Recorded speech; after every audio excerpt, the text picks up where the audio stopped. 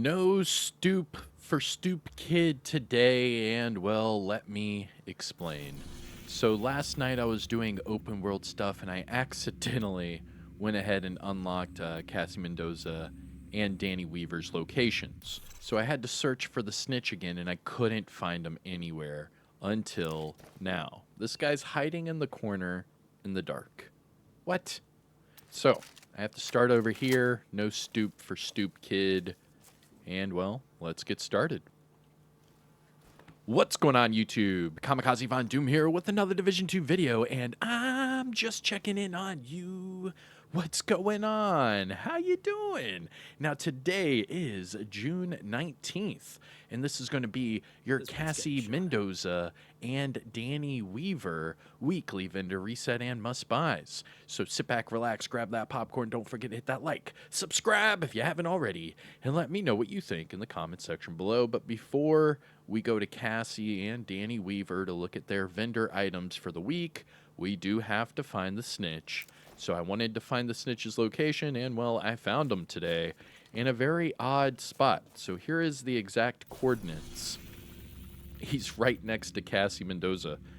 So the coordinates are 2201 by 4496, and legit right next to Cassie Mendoza. I think Cassie Mendoza is above us. So open the bounty. Remember that you can go to your map, go to that bounty, and then go to details, and you can save it for later. You can see all of these heroic bounties that I have saved for later. And now we go to our map, and we look for the white shopping cart icon for both Cassie Mendoza and Danny Weaver. Now you can see I already unlocked it, so I already knew where they were. So this week for Danny Weaver, he is in Federal Triangle, just across the street from the theater. And for Cassie Mendoza, she is in Judiciary Square. And the way I got here, oh, you can actually see the trail, but I fast traveled to the DZ East Charlie checkpoint, and then I ran all the way down here. Remember the American food store and all of that. But to get back to Cassie, I think I have to go back around. Yeah. So remember I told you don't go out the back door and to take the rope? I went out the back door, and then that's how I found the snitch. So this is the back door to that food store, if you remember, and here's that rope. So to get to Cassie Mendoza, DZ East Charlie checkpoint, then run to the American food store, and then, of course, go up that rope. All right, so let's go, and let's see what Cassie has for us this week. Now, just a reminder, we have league events going on right now, and we have a global event going on right now, Shade Exposed. And the league event is the Echo League. I've got what you need. All right, here we go. Cassie Mendoza, timestamp it, do whatever you need to. Here we go. Is there something you want? All right, and starting off at the top, we have the named items. And remember, here's your disclaimer that I do every time I see Cassie Mendoza, is that if you are new or returning to the game, you might not see these bottom two named items. You have to unlock them. So to unlock the Shield Splinterer, you have to hunt down and eliminate all of the Year 1 hunters, open up the ivory chest that is in the base of ops, and you will receive this weapon, and then after that, Cassie will sell it. For the Hunter Killer chest piece, you have to hunt down and eliminate all of the Year 2 hunters. Those are all of the hunters that are associated with Warlords of New York. Once you do that, you can open up the off-white chest that is in the Haven settlement. You will receive this chest piece, and then Cassie will sell it every week thereafter. So that is how you unlock these two items. So if you don't see them, that's how you unlock them. So starting off at the top, we have the Kingbreaker. This is the named TKB 408 with Perfect Flatline. And this week it comes with crit chance, but that AR damage is so high that you could just recalibrate the crit chance off for whatever it is you want. I highly recommend going with damage to targets at a cover, and then you're good to go. Just optimize that AR damage once to max, And then you could worry about the health damage later. But this is a really, really strong assault rifle. Try it out. Moving on, we have the strategic alignment. This is the named China Light backpack with perfect shock and awe. And this one with crit hit damage and explosive resistance. Not really my forte. After that, we have the Shield Splinterer. I already told you how to unlock it. But for this week, it comes with crit chance and, of course, that talent, Perfect Optimist. Now, what I would do is just recalibrate the crit chance off for damage targets out of cover or damage to armor, and you're good to go. And finally, the Hunter Killer chest piece. This is the named Golden Gear chest piece with Perfect Intimidate, which is a very, very strong talent. And for the attributes, we have crit chance and repair skills. I'm not a big fan of the repair skills, so I would say recalibrate that for whatever it is you want. However, the armor damage is just so low, I don't know if I could recommend this one this week. But that Shield Splinterer and the Kingbreaker, all day. Going to the gear set items, we have a Hunter's Fury backpack with explosive resistance, ongoing directive chest piece with headshot, hard-wired gloves with repair skills, Foundry Bulwark knee pads with status effects, ongoing directive holster with weapon handling, with really high weapon damage though. That could be a good one. And finally, a really good Umbra mask, really high weapon damage. So for these final two gear set items, all the rest of them are, they're okay. They're really not that great. But these bottom two, so with the ongoing directive, you could recalibrate the weapon handling to say status effects. You can go crit chance, crit damage, what have you, and then just optimize that weapon damage maybe once or twice, and it'll be maxed. Pretty good.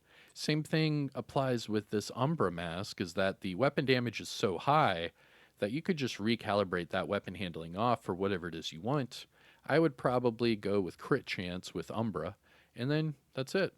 Optimize that weapon damage, perfect.